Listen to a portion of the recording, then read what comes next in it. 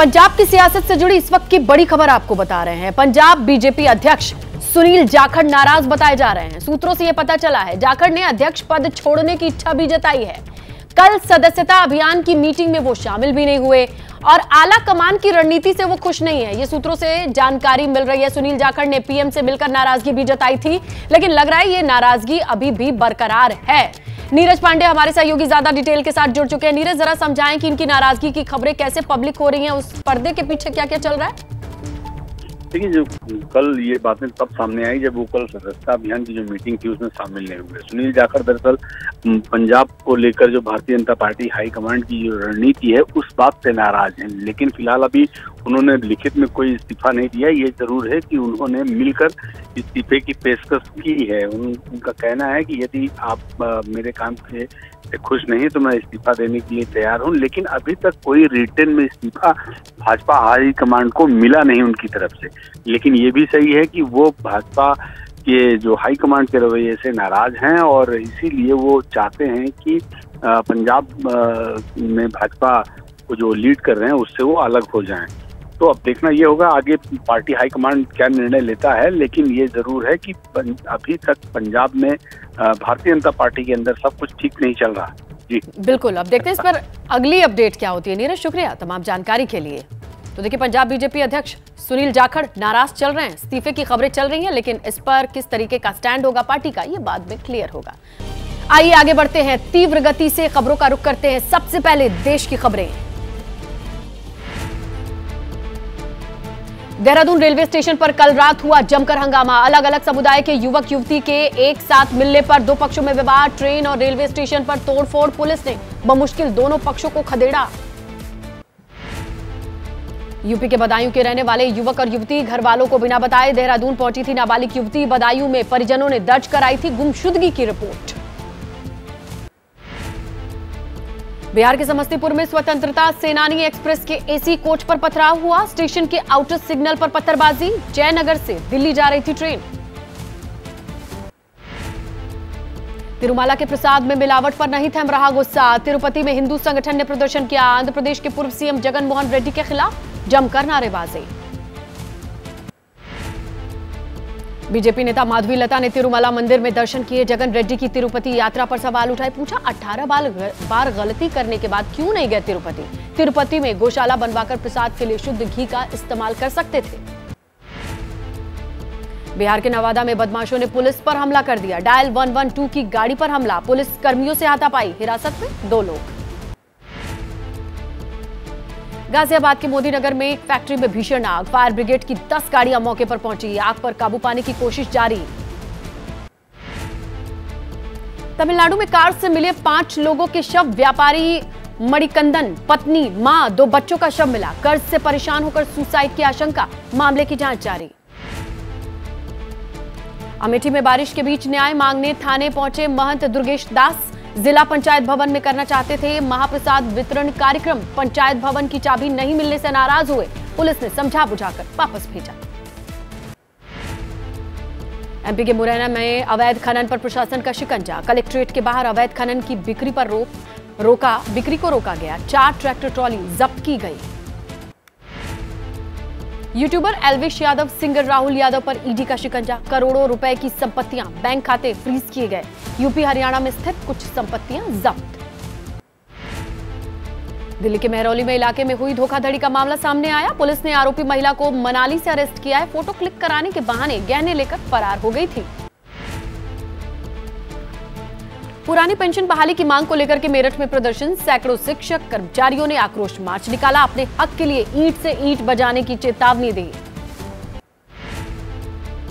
सीतापुर में भी पुरानी पेंशन बहाल करने की मांग को लेकर प्रदर्शन सामने आया। कर्मचारियों ने जेआईसी कॉलेज से डीएम कार्यालय तक पैदल मार्च कर अपनी मांगों का ज्ञापन सौंपा।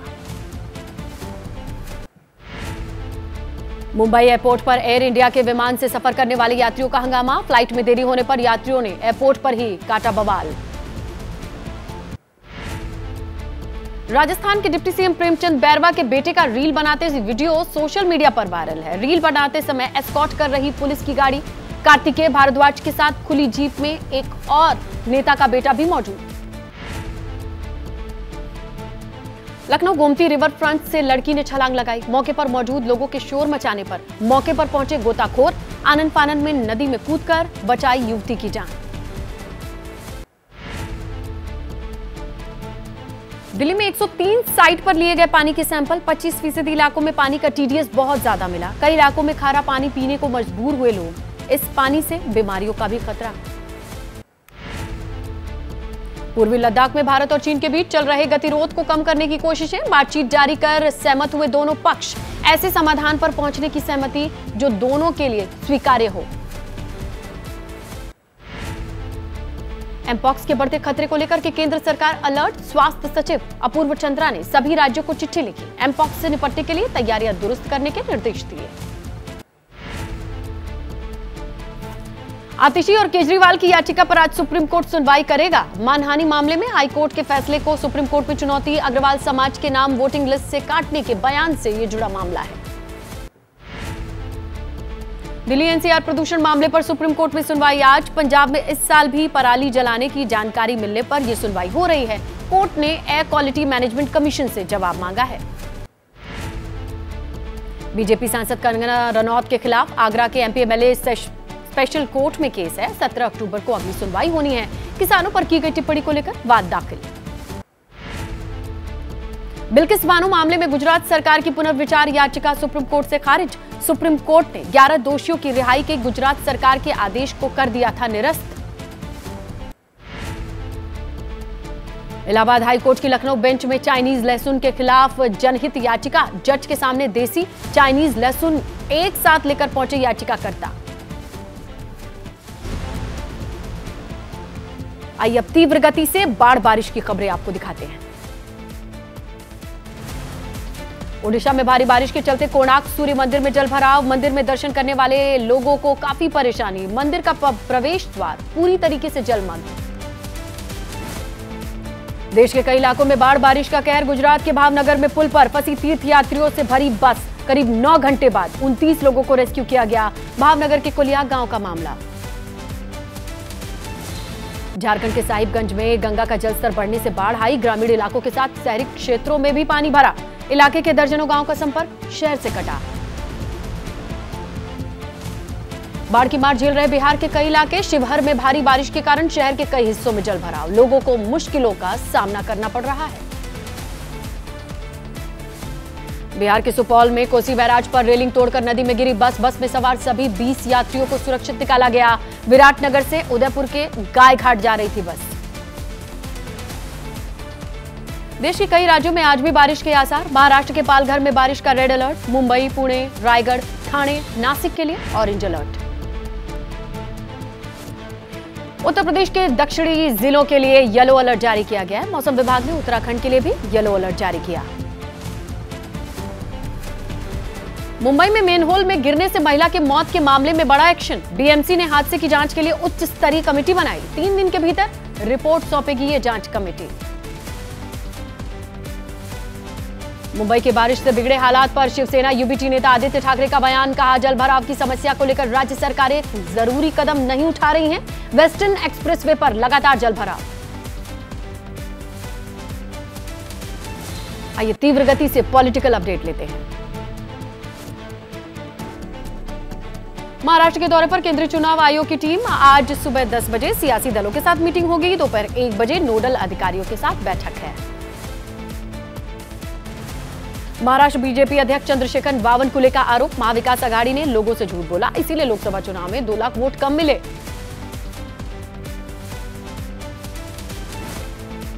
नवंबर में हो सकते हैं महाराष्ट्र की 288 विधानसभा सीटों के लिए चुनाव। सूत्रों के मुताबिक टिकट के लिए कांग्रेस के पास 1633 तो एनसीपी एसपी के साथ 1338 आवेदन। शिवसेना यूबीटी नेता विनायक राउत ने कहा, विधानसभा की 210 सीटों पर पार्टी कार्यकर्ताओं ने टिकट मांगा है। एमवीए ने लोकसभा चुनाव में जीती थी 48 में से 30 सीटें।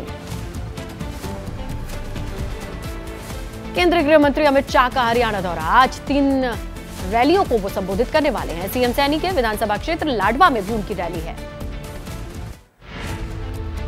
बीएसपी ने भी हरियाणा में चुनाव प्रचार तेज कर दिया है। पलवल में आज जनसभा को मायावती संबोधित करेंगी तो बीएसपी आईएनएलडी गठबंधन को लेकर के ये सभा। इसी बीच आपको बड़ी खबर बताते हैं। आज झारखंड को लेकर के बीजेपी एजेएसयू की मीटिंग की खबर मिल रही है। बीजेपी एजेएसयू के बीच सीट शेयरिंग को लेकर के बातचीत हो सकती है। रात 8 बजे अमित शाह के घर पर महामंथन होगा और एजेएसयू चीफ सुदेश महतो के साथ शाह की यह बैठक है। इस पर निगाहें टिकी रहेंगी। सीट शेयरिंग को लेकर के क्या बातें निकल के आती हैं।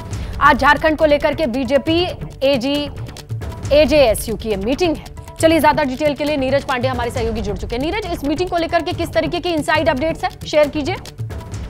देखिए, अभी तक जानकारी ये है कि भारतीय जनता पार्टी और आजसू के बीच में 9 सीटों पर सहमति बन चुकी है, लेकिन आजसू 13 सीटें मांग रही है और भारतीय जनता पार्टी 9 से 10 सीटें देने के लिए तैयार है। इसी को लेकर आज एक फिर से अहम बैठक है। शाम को 8 बजे अमित शाह के आवास पर बैठक है, जिसमें आजसू प्रमुख सुदेश महतो मौजूद रहेंगे, असम के मुख्यमंत्री और राज्य के झारखंड के साथ प्रभारी हेमंता बिस्वा शर्मा मौजूद रहेंगे, गृह मंत्री अमित शाह मौजूद रहेंगे और इस मौजूदगी के दौरान ये तय होगा कि फाइनल आजसू को कितनी सीटों पर और कौन कौन से सीटों पर चुनाव गठबंधन के तहत लड़ाया जाएगा, क्योंकि माना जा रहा है अगले 1-2 दिन के अंदर एनडीए गठबंधन की झारखंड को लेकर घोषणा भी हो सकती है, जिसमें आजसू जिन जिन सीटों पर चुनाव लड़ेगी उन सीटों की घोषणा की जाएगी और जिन सीटों पर भारतीय जनता पार्टी चुनाव लड़ेगी उन सीटों की घोषणा की जाएगी। इसी के लिए आज ये अहम बैठक मानी जा रही, क्योंकि अगर आप देखें पिछले विधानसभा चुनाव में इसी गठबंधन को लेकर आजसू और भाजपा के बीच में जो समझौता था वो टूट गया था और बाद में आजसू ने अकेले चुनाव लड़ने का मन बनाया और नतीजा ये रहा कि भारतीय जनता पार्टी झारखंड में चुनाव हार गई थी। तो इस चुनाव को भाजपा बहुत ही गंभीरता से ले रही है और एनडीए का कुनबा बिखरने न पाए, इस बात का भी ध्यान दिया जा रहा है। बिल्कुल, और इस लिहाज से बहुत अहम होती है इस मीटिंग में किस तरीके की बातें होती हैं, इससे निकल करके क्या बातें आती हैं, उस पर हम अपडेट अपने दर्शकों को जरूर पहुंचाएंगे। शुक्रिया नीरज तमाम जानकारी के लिए। पीएम मोदी का कांग्रेस पर निशाना, कहा कि कांग्रेस की आंतरिक कलह से हरियाणा का बच्चा बच्चा परिचित है। विपक्ष के रूप में भी कांग्रेस विफल रही। राहुल गांधी ने बीजेपी पर लगाया महिला पहलवानों का यौन उत्पीड़न करने वालों को बचाने का आरोप, कहा कि बीजेपी ने खत्म कर दिए एथलीट्स। हरियाणा के बरवाला में बोले राहुल गांधी, अग्निवीर स्कीम लाकर के बीजेपी ने जवानों से छीना पेंशन, शहीद का दर्जा। कांग्रेस नेता भूपेश बघेल ने कहा कि खट्टर साहब पोस्टर में नहीं, चेहरा भी नहीं उनका। जहां खट्टर साहब वहां की सभा, जहां उनकी हुई सभा वहां हार की गारंटी। हरियाणा के भिवानी में मध्य प्रदेश के सीएम मोहन यादव ने प्रचार किया, कहा कि हम चुनाव जीतेंगे, हरियाणा में तीसरी बार बनेगी डबल इंजन की सरकार। पीएम मोदी के आरोपों पर बोले रॉबर्ट वाड्रा, सबूत दें कि हरियाणा में मेरी जमीन है या फिर मैंने कोई गलत लेन देन किया। ईडी आईटी आयोग की जांच में भी कुछ सामने नहीं आया। रॉबर्ट वाड्रा ने कहा कि पीएम मोदी जब भी रैली करते हैं, जब भी संबोधन करते हैं तो मेरे नाम का गलत इस्तेमाल करते हैं। वो प्रधानमंत्री हैं, देश की प्रगति के लिए ये पद है। हरियाणा के पूर्व कैबिनेट मंत्री चौधरी रणजीत सिंह ने कहा, चुनाव जीतने के बाद कांग्रेस को समर्थन, इस बार जीतेंगे करीब 20 निर्दलीय प्रत्याशी। बीजेपी ने राहुल गांधी पर निशाना साधा। पार्टी के राष्ट्रीय प्रवक्ता सुधांशु त्रिवेदी ने पूछा, कांग्रेस हरियाणा में किस जाति का सीएम बनाएंगे। बीजेपी के सहयोगी दल एलजेपी-आर के नेता चिराग पासवान का दावा, प्रयागराज में उन्होंने कहा कि हरियाणा में बीजेपी बनाएगी मजबूत सरकार। जम्मू कश्मीर में राहुल गांधी की आज 2 जनसभाएं हैं। चुनाव के तीसरे और अंतिम चरण में 2 रैलियों को संबोधित करेंगे। सांबा और जम्मू में जनसभाएं। बीजेपी अध्यक्ष और केंद्रीय मंत्री जेपी नड्डा की आज जम्मू कश्मीर में 2 जनसभाएं हैं। कठुआ और जम्मू में जनसभा को वो संबोधित करेंगे। जम्मू कश्मीर के उधमपुर में प्रचार के दौरान अमित शाह की हुंकार, बोले राहुल गांधी कहते हैं कि वो 370 वापस लाएंगे। राहुल क्या, उनकी 3 पीढ़ियों में भी 370 वापस लाने का दम नहीं। जम्मू कश्मीर के रामगढ़ में बोले यूपी के सीएम योगी आदित्यनाथ, हम लोग विकास के मार्ग पर चल रहे हैं और बगल में पाकिस्तान बदहाल है। योगी ने राहुल गांधी पर भी निशाना साधा। कल से जम्मू कश्मीर के चुनाव प्रचार में प्रियंका गांधी की एंट्री, 2 जनसभाओं को संबोधित करेंगी। कठुआ और जम्मू में रैली करेंगी। उमर अब्दुल्ला ने चुनाव में कम मतदान प्रतिशत को लेकर चिंता जताई। राम माधव के आरोपों पर बोले, आपको क्या लगता है बीजेपी चुनाव प्रभारी हमारी तारीफ करेंगे। उमर अब्दुल्ला ने इंजीनियर रशीद को बताया एजेंट, पूछा उसी केस में कई लोग जैसे कि यासीन मलिक, शब्बीर शाह सहित दूसरे लोग बंद हैं, लेकिन केवल रशीद को जमानत मिली। एआईएम नेता रशीद ने कुपवाड़ा में रोड शो किया। पीडीपी एनसी पर निशाना साधा। कहा पिछले 5 साल तक मोदी सरकार के खिलाफ खामोश रहे। मंत्री विक्रमादित्य सिंह के बयान से सरकार ने किया किनारा। संजय अवस्थी बोले, ये विक्रमादित्य सिंह की निजी टिप्पणी है, सरकार का ऐसा कोई आदेश नहीं। विक्रमादित्य सिंह ने कहा, कोर्ट के फैसले के मुताबिक नेम प्लेट से जुड़ा ये फैसला, इसका किसी राज्य से लेना देना नहीं, गलत तरीके से पेश की गई। सीएम योगी को लेकर मेरी बात। नेम प्लेट विवाद को लेकर राहुल से मिले इमरान प्रतापगढ़ी। हिमाचल के मंत्री के दिए गए बयान को लेकर कांग्रेस अल्पसंख्यक विभाग के अध्यक्ष ने चिंता जताई। झारखंड चुनाव में सीट शेयरिंग को लेकर आज बीजेपी और ऑल झारखंड स्टूडेंट यूनियन की बैठक है। सुदेश महतो आला नेताओं की मीटिंग होने वाली है। सूत्रों के मुताबिक आज बन सकती है सहमति। दिल्ली विश्वविद्यालय के छात्र संघ का चुनाव आज दोपहर 1:30 बजे तक मतदान होगा। अध्यक्ष, उपाध्यक्ष, सचिव, संयुक्त सचिव पद के लिए वोटिंग। दिल्ली विधानसभा के सत्र का दूसरा दिन आज हो सकता है आतिशी सरकार का बहुमत परीक्षण। सरकार को साबित करना है विश्वास मत। अरविंद केजरीवाल ने मोदी सरकार पर लगाया दिल्ली का काम रोकने का आरोप। कहा, मोदी बहुत ताकतवर हैं, लेकिन मोदी भगवान नहीं। एमसीडी में स्टैंडिंग कमेटी के एक सदस्य के लिए आज होगा चुनाव। कल हंगामे के बाद मेयर ने 5 अक्टूबर के लिए सदन को स्थगित कर दिया था। हिमाचल में संजौली मस्जिद विवाद। शिमला में आज विभिन्न संगठनों का सद्भावना मार्च। लेफ्ट संगठनों के साथ कांग्रेस और आप शामिल होंगे। महाराष्ट्र में एनडीए में सीट शेयरिंग को लेकर फंसा पेच। कल नहीं हुई महायुति की बैठक। 90 सीटों पर सहमति बनाने की कोशिश जारी। बड़ी खबर आपको बताएं, यूएनएससी में स्थायी सदस्यता पर भारत को मिला फ्रांस का साथ। यूएनएससी का स्थायी सदस्य बने भारत। फ्रांस के राष्ट्रपति इमैनुअल मैक्रों ने कहा कि यूएनएससी विस्तार की मांग करते हुए भारत को स्थायी सदस्य बनाया जाए। इस तरीके से यूएनएससी में स्थायी सदस्यों की संख्या बढ़ाई जाए, विस्तार किया जाए और इस विस्तार पर फ्रांस की सहमति है। विशाल पांडे का रुख करते हैं और इसके मायने समझते हैं, इसकी डिटेलिंग समझते हैं। विशाल, क्या मायने हैं इस फैसले से? क्या फर्क, अगर इस बयान को देखा जाए, क्या फर्क पड़ता है? देखिए, लगातार संयुक्त राष्ट्र की सुरक्षा परिषद में विस्तार और उसके सुधार की मांग अलग अलग देशों की तरफ से की जा रही है और भारत क्योंकि एक इतना बड़ा देश है जो आज की तारीख में अगर देखा जाए तो पूरी दुनिया के लिए काफी महत्वपूर्ण है और ऐसी स्थिति में भारत को स्थायी सदस्य बनाया जाए संयुक्त राष्ट्र की सुरक्षा परिषद में, इसकी मांग लगातार दुनिया भर के कई देश कर रहे हैं। अभी हाल ही में अमेरिका ने भी इसका समर्थन किया। अब फ्रांस के राष्ट्रपति इमैनुअल मैक्रोन भी भारत को स्थायी सदस्य बनाए जाने की मांग कर रहे हैं। तो ये कहीं न कहीं संयुक्त राष्ट्र के से लगातार ये मांग की जा रही है कि भारत को स्थायी सदस्य बनाया जाए। अब इसमें जो वीटो पावर वाले देश हैं उनका रोल काफी अहम हो जाता है कि वो किस तरह से इसको लेते हैं। आमतौर पर चाइना ही इसमें सबसे बड़ा रोड़ा बनकर सामने आता है, लेकिन जिस तरह से सुधार की मांग दुनिया के तमाम बड़े देश कर रहे हैं और भारत का समर्थन कर रहे हैं, इससे कहीं न कहीं आने वाले दिनों में संयुक्त राष्ट्र सुरक्षा परिषद में भारत को स्थायी सदस्य बनाने की जो मुहिम है वो और ज्यादा मजबूत होती हुई दिखाई पड़ेगी।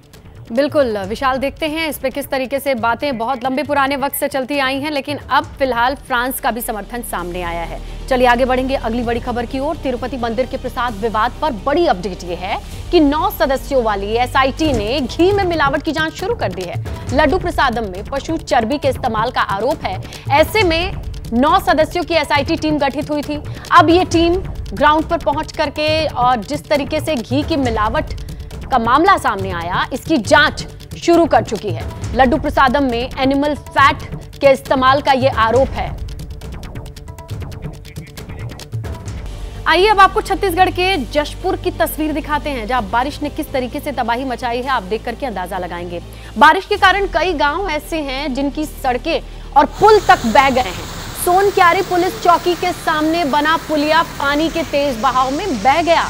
कई गांव का संपर्क टूट चुका है और बदहाली का आलम देखिए कि जिस तरीके से पानी बह रहा है, सड़क बह गई, पुलिया बह गई और तो और पुलिस चौकी को जोड़ने वाला जो सामने पुलिया था वो भी बह चुका है। सड़क का एक हिस्सा आप देख रहे हैं, दूसरी तरफ ये दरिया बहता दिखाई दे रहा है, जबकि यहाँ प्रॉपर सड़क हुआ करती थी, लेकिन बीच से पुलिया टूट करके नदी ने चारों तरफ पानी और कब्जा कैसे जमा लिया है। पूरे इलाके तक पानी, न सिर्फ गांव में बल्कि ऐसे शहरी क्षेत्रों में सड़कों पर पानी गया कि गांव के गांव का संपर्क शहर से कट चुका है।